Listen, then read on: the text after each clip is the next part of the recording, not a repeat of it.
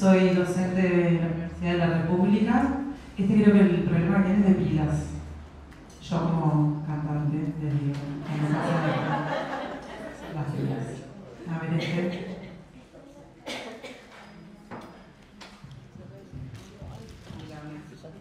Hola, ahí está. Muy bien, muchas gracias.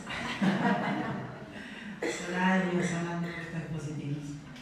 Bueno, entonces, además de ser cantante, soy profesora, soy docente en la Universidad de la República, soy licenciada en Psicología. Y bueno, y trabajo en los temas de orientación desde el 2008, cuando hice mi pasantía en la Facultad de Psicología, en orientación vocacional, y mi primer trabajo en orientación fue con Graciela, en Projoven, no sé en qué año. Por ahí. ¿Qué importa? Entonces, bueno, hoy se caen las mesas y es así. Tengámoslo presente, integrémoslo a nuestro paisaje sonoro. Entonces, bueno, un poquito para atrás, ahí está el título. Esto se llama Deseo, Identidad y Proyecto de Estudiantes de Novelar en Cárceles. Y esto del deseo también tiene que ver con algunas de las cosas que planteaban los compañeros anteriormente. Bueno, también preguntarnos por quiénes son sujetos de deseo, quiénes son sujetos deseantes. Y bueno, y nosotros tenemos una sociedad que funciona de una forma muy hegemónica y el deseo también muchas veces está concentrado en esa hegemonía y lamentablemente la vida muchas veces también, y hoy es un día muy triste porque nadie tiene derecho a tomar la vida de infancias y mujeres. Y bueno, hoy lamentablemente estamos en Uruguay de luto por esta situación. Pero entonces, el deseo y quiénes pueden habitar el deseo. Muchas veces la persona deseante creemos que somos todos, pero verdaderamente no. Dentro del sistema no queda tan claro si todos somos sujetos deseantes. Si la persona en situación de calle tiene la misma posibilidad, derecho de deseo, que la persona que no está en situación de calle, la persona que está privada de libertad, la persona que tiene una situación de salud mental o de salud en términos generales. ¿Quiénes estamos habilitados para el deseo? Para mí es una pregunta muy importante que guía el tema también de la orientación, porque básicamente la orientación está muy vinculada con el deseo. Entonces ahora sí, desde esta mirada, preguntarme por el deseo y por la identidad de las personas y cómo se construye la identidad. En mi doctorado yo trabajé sobre un modelo de identidad aprendiz que justamente integra un montón de aspectos de las actividades humanas y a partir de ellas cómo nos construimos. Pero bueno, esto se enmarca en mi trabajo que hice hasta marzo del año pasado, desde el 2016-2017 hasta marzo de este año. Estuve trabajando en un programa de la universidad, en un equipo, que es un equipo que trabaja con estudiantes de la universidad en situación de privación de libertad. Y también las enunciaciones son muy importantes y para nosotros la privación de libertad es una situación, porque de hecho es una situación, no es un estado, no soy una persona privada de libertad, sino que estoy privada de libertad. Entonces, este equipo tiene un dispositivo que se encuadra en un circuito universitario que se estableció en un convenio entre el INR, el Instituto Nacional de Rehabilitación, y la Universidad de la República, y en este convenio lo que se diseña es este circuito universitario donde las personas van a poder estudiar en la universidad en centros universitarios. Se instalaron edificios, centros universitarios, solo para que vayan las personas privadas de libertad que estudian o que potencialmente quieren estudiar en la universidad, y esto está solo en algunas cárceles, de las 27 cárceles que hay en Uruguay, que están ahí marcadas en el mapa, está solo en 5.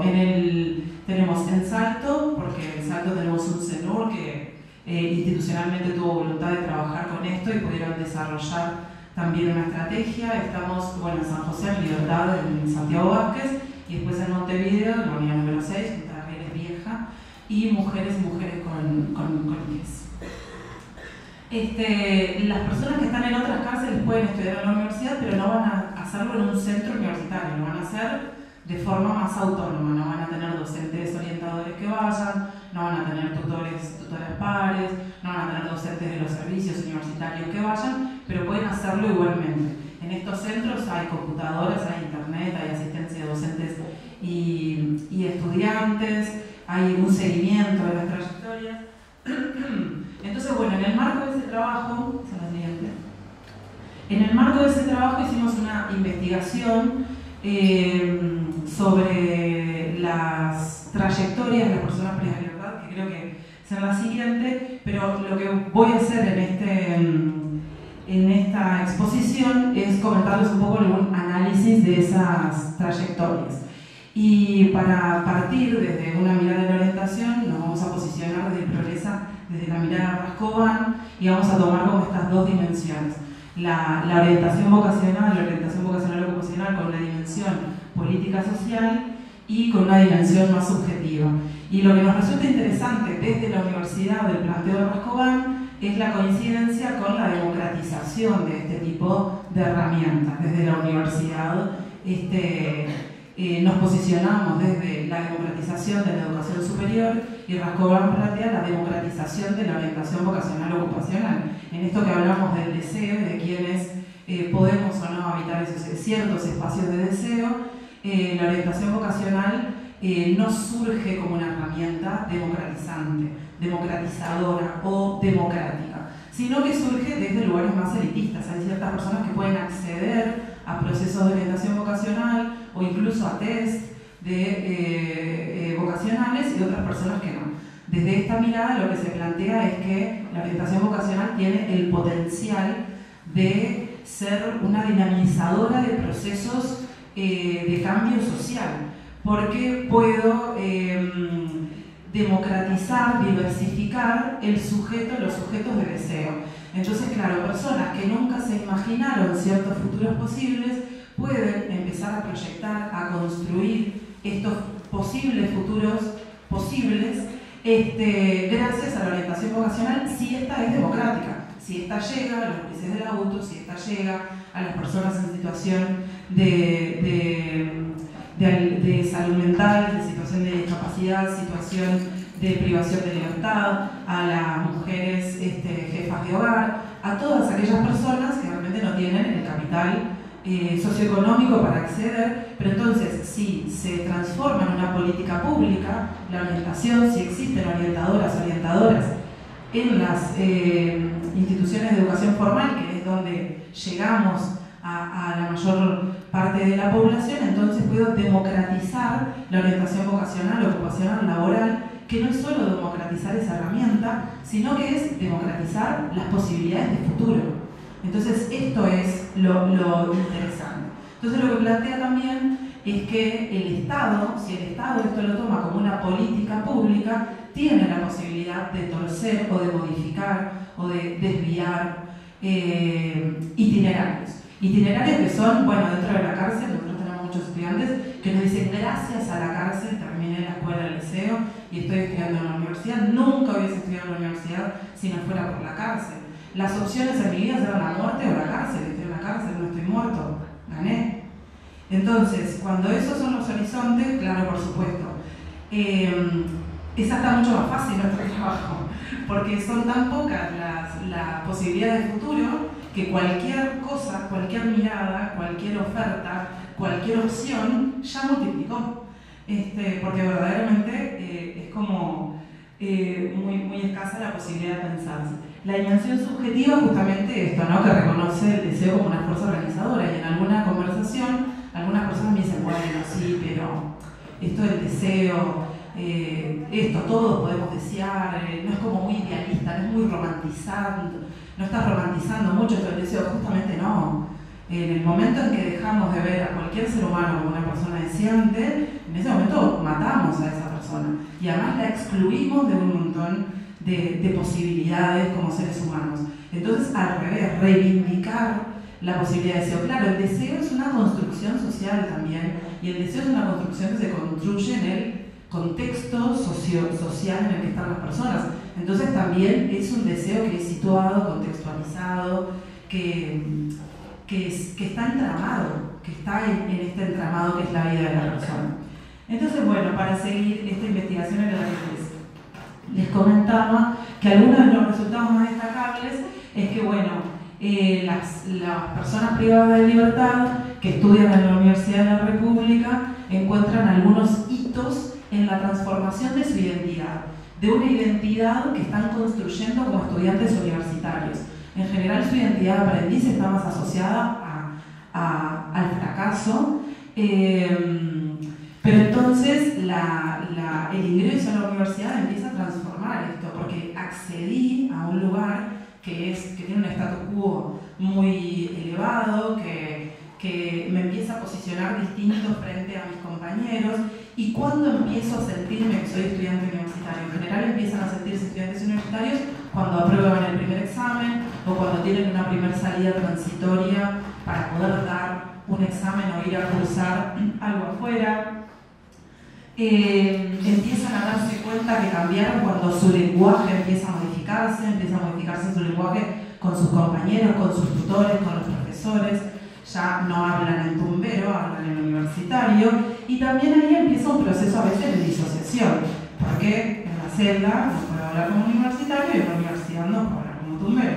Entonces ahí empieza una estrategia para poder posicionarme y poder desarrollar una identidad que debe ser situada, contextualizada, para que sea estratégica. Muy bien, empiezan a identificar nuevas emociones, nuevas herramientas cognitivas, empiezan a identificar que la posibilidad de organizar, de planificar, de conversar, de dialogar, de negociar, no solo les sirve para la universidad, sino que les sirve para hacer una solicitud del INR, para calmar una situación de violencia en la celda, para hablar con sus hijos y sus hijas, para con el resto de su familia, etc. Entonces, bueno, empezamos a ver cómo el ingreso a la universidad y la trayectoria por la universidad es una herramienta transformadora de estas personas en su construcción identitaria. Y cómo esto empieza a estar muy mediado por el desarrollo de una herramienta cognitiva, emocional, afectiva, vincular, que es la reflexión. Las personas comienzan a identificar en sí mismas procesos de reflexión mucho más profundos sobre su vida, su trayectoria y su estar en este mundo, y por tanto también su posibilidad de futuro. Pasamos a la siguiente. Ahí está. Bueno, entonces, yo parto de este modelo de identidad aprendiz que está acá, pero que no lo voy a explicar, que es dialógico, que es situado, y en realidad lo que podemos identificar respecto a esta investigación, a estos resultados, es que la identidad aprendiz impacta en la capacidad de proyectarse. Cuando las personas empiezan a ver modificada su identidad aprendiz, a fortalecerla, a posicionarse como un aprendiz competente y no como la oveja negra, el chuki, no sé qué, esto empiezan a poder posicionarse distinto en las situaciones de aprendizaje y por tanto empiezan a poder aprender. Y aprender en una persona que en su vida eso le ha sido también como excluido es muy transformador. La universidad, por tanto, empieza a transformarse en un espacio para poder imaginarse distinto, en esto que hablamos al principio de los futuros. Y ahí entonces empieza a ligar también el deseo de aprender con el deseo de libertad. Porque la libertad es no estar en la celda, estar en el centro universitario, la libertad es hablar con gente que no está privada de libertad o que no es mi familia, entonces poder hablar con gente, pero además la libertad es poder hablar de teorías y no de mi causa y no de mi sufrimiento y no del sufrimiento de mi familia, es leer, es tener acceso a internet, la libertad es reducir pena, la libertad es salir y creer que puedo no estar involucrado o involucrada en el mundo del crimen, y digo creer porque lamentablemente muchas veces eso no sucede. Luego no es tan fácil renunciar a ese mundo, pero sí tengo la posibilidad de creer en esto. Entonces el futuro se ve como una posibilidad y no como una ilusión, y yo ponía acá un fragmento de una entrevista con uno de los estudiantes que dice: yo soy la oveja negra de mi familia, no hay otros presos en mi entorno familiar, pero lo que son las vueltas de la vida, soy el primer estudiante universitario. Y una de las cosas cosas que identificamos es que en la universidad en general el 50%, 52% de los estudiantes son primera generación de su familia. En la privación de libertad es el 75% de los estudiantes que es primera generación de universitarios en su familia. Pasamos a lo siguiente. Que es la última. Entonces, como algunas reflexiones finales, bueno, la universidad lo podemos observar claramente como un gran dispositivo de subjetivación, de transformación subjetiva, de grandísimo impacto en las personas que están privadas de libertad. Uno de los componentes de la construcción de este modelo, de la identidad aprendida de este modelo, es el encuentro o la conexión o el vínculo, el diálogo entre distintas identidades. La identidad de preso y la identidad de estudiante universitario empiezan a generar algo bien distinto, que no es un preso y que no es un estudiante universitario, es algo completamente novedoso.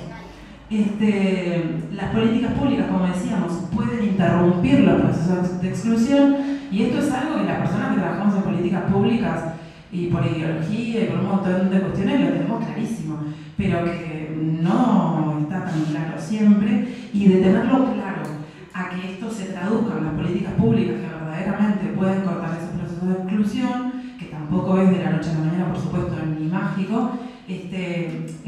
Igualmente pareciera que tenemos que seguir intentando convencer. La orientación vocacional como un derecho y un reconocimiento simbólico de este ser deseante, este sujeto deseante. Y acompañar proyectos implica atender a las condiciones materiales y a los sentidos.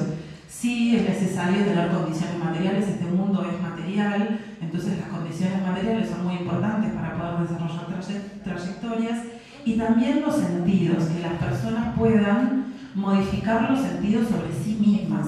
Es parte esencial de este proyecto y profunda de los procesos de aprendizaje, y para nosotros del sentido de la orientación vocacional, educativa en términos generales, laboral. Y por último les dejaba otra cita de uno de los estudiantes que dice: recuerdo que teníamos mucha felicidad y ansiedad en mi familia, también descreíbilidad por parte de ellos. Me decían que era como si Chucky, el muñeco asesino, quisiera entrar en la facultad y dejar el cuchillo y agarrar los libros. Yo les decía que no quería entrar, que ya estaba en la facultad, y que los libros iban a sanar las heridas que habían abierto las armas, y que iba a tener una herramienta más para mi salida. Muchas gracias.